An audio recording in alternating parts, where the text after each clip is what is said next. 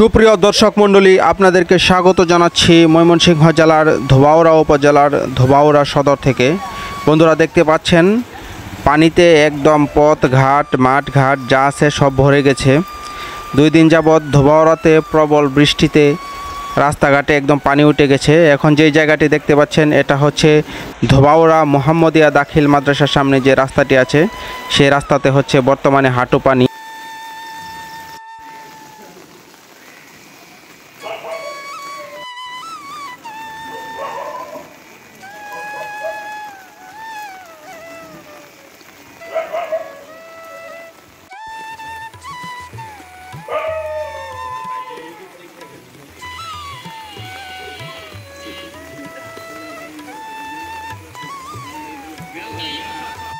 তুমি যদি এটা তুলো তাহলে ওই যে